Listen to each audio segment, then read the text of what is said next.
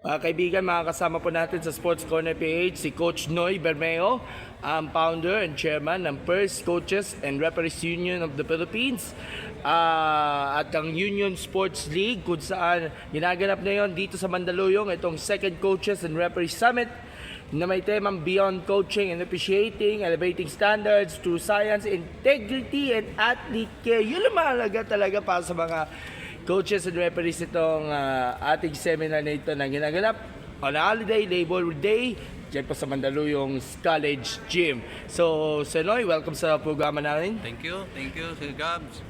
First of all, can you provide us an overview itong ating ginagawa nating seminar because ang dami mga coaches and referees ang nakinabang sa mga inihandang presentation sa ating mga speakers natin today. Okay. So ang overview po ng ating second Coaches and Referees Summit, ito yung beyond coaching and officiating.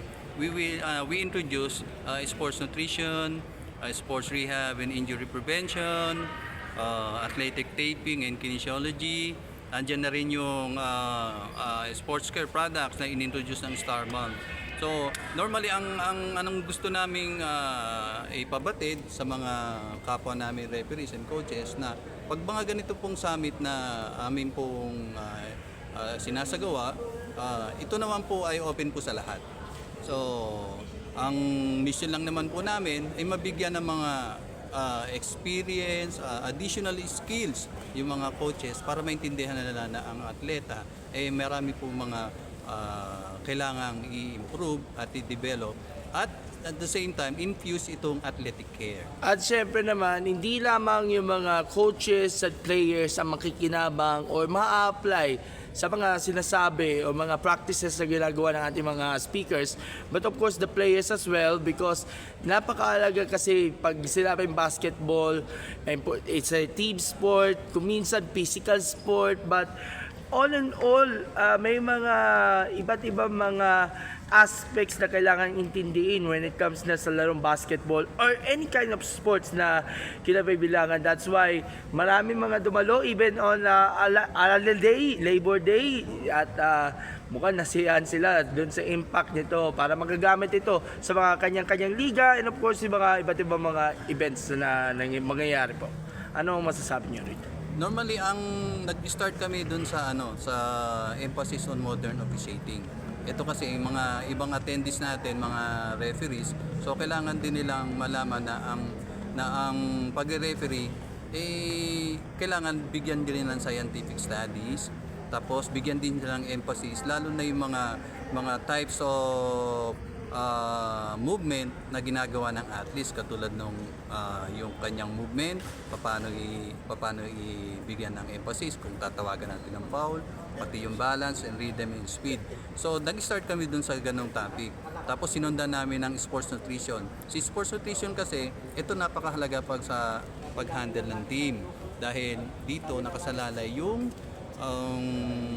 kalusugan ng team bago siya Yung diet program, exercise, tapos yung mga recovery meal nila, tapos yung mga iniinom, yung supplements. Yeah, supplement. So diniscuss kanina ni Doc Jake yan, yung ating co-founder ng SNAP, Sports Nutrition Association of the Philippines, si current president si Ma'am Dr. Pia Manubay. Yeah, yan. So, after nung aming sports nutrition, sinundan naman namin ng sports rehab and injury prevention.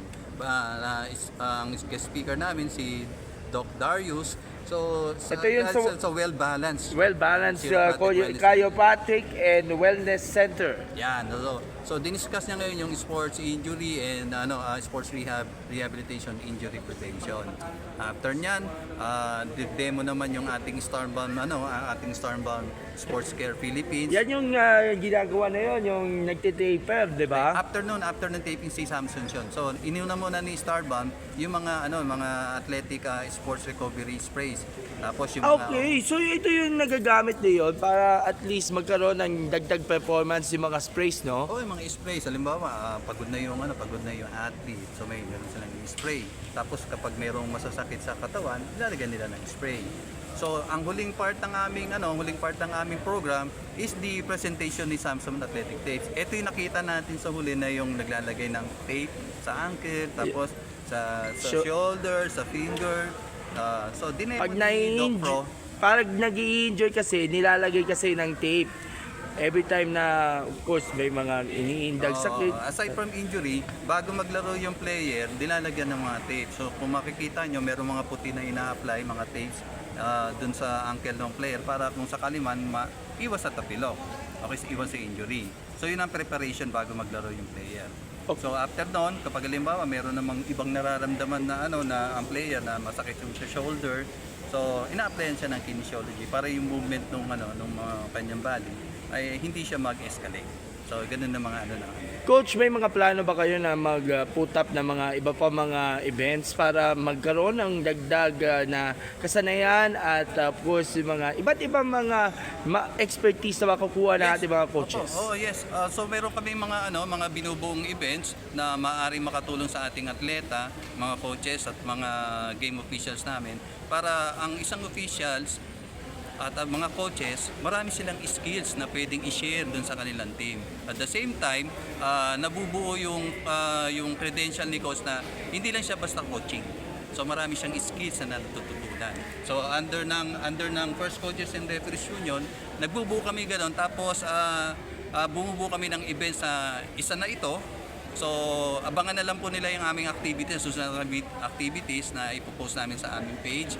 And then, sigurado magiging productive sila aside from this. And of course, ongoing pa rin yung Union Sports League na women's basketball event. Yes, Pakitalakay natin kung nangyayari na yon. So, on Sunday, May 3, semi-final round na po, the Adamson University versus the University of the East. So the winner of this will go to the finals against the De La Salle University. So it's Tentative more place on UAAP duel. Yeah, UAP duel. Just like the season 1. So season 1 Ateneo La Salle ang aming battle. So this is the season 1. So it's a big one. So De La Salle won the championship, and then the second season then might be the defending champion if they Lastly, Coach Noy, paano natin magagamitin itong seminar upang makukuha pa natin ng mas dagdag na kasanayan para at least ma-equip pa lalo yung mga coaches na rin sa mga kanya-kanya mga liga o mga teams na kanilang inawakan? Ang may papayo ko lang sa ating mga referees and coaches na umatin ngayon is i-share nila kaagad or i-apply nila kaagad yung mga natutunan nila dito para mag-benefit yung mga teams. So after this event, ibang topics naman ang aming i-organize para madagdag dun sa kaalaman ng mga coaches sa mga referees na pwede nilang ma-infuse sa kanilang mga teams. Yun po yun, Sir Gab. Alright, may mga gusto kayo pasalamatan. Salamat sa mga grupo na umattend, na referees, pati yung mga coaches na galing pa sa iba't ibang lugar. And then gusto namin pasalamatan si Snap, Well Balance, Samson, Starbond, and ang aming video partner sa Stream Ground. Pero siyempre, hindi naman po makukuha itong gym na to ng Mandaluyong College of Science and Technology through the help of Dr. Chong. And of course, yung ating Mandaluyong City Government, Mayor Menchie Abalos. Salamat po sa inyo at pinaunlakan niyo po kami na magamit po itong napakagandang gym. Welcome po kami na accommodate. So, marami pong salamat. Tapos yung aming mga special services, salamat din po sa inyo. Salamat din sa iyo, napunta ka rito. Siyempre, kahit late. Kahit late. Alright, thank you so much, Coach Rai.